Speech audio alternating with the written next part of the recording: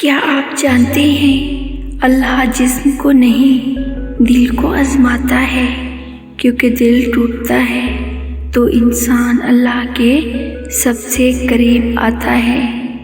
کبھی اللہ آپ سے چیزیں نہیں لیتا بلکہ لوگ لے لیتا ہے۔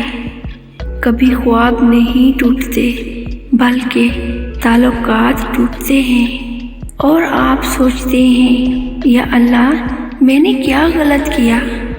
سچ یہ ہے اللہ ہر دل کو نہیں آزماتا، صرف ان دلوں کو آزماتا ہے جن سے وہ محبت کرتا ہے۔ جب اللہ کسی بندے سے محبت کرتا ہے تو اسے آزمائش میں ڈالتا ہے۔ جب دل ٹوٹتا ہے تو انسان کے اندر کی دنیا ہل جاتی ہے، لیکن اسی لمحے دل کی ساری جھوٹی امیدیں ٹوٹتی ہیں اور اللہ واحد امید بن جاتا ہے، کیونکہ دل کا تعلق صرف دنیا سے نہیں، یادوں سے ہوتا ہے، احساسات سے ہوتا ہے اور خوابوں سے ہوتا ہے۔ اور اللہ چاہتا ہے کہ دل صرف اسی سے جڑا رہے۔ اللہ کسی جان پر اس کی طاقت سے زیادہ بوجھ نہیں ڈالتا۔ اگر آپ آج ٹوٹے ہوئے ہیں تو یقین رکھیں اللہ جانتا ہے آپ کتنا برداشت کر سکتے ہیں۔ ہر ٹوٹا ہوا دل اللہ کے ہاتھ میں دوبارہ جڑتا ہے، اور جب اللہ جوڑتا ہے تو وہ پہلے سے زیادہ مضبوط ہوتا ہے۔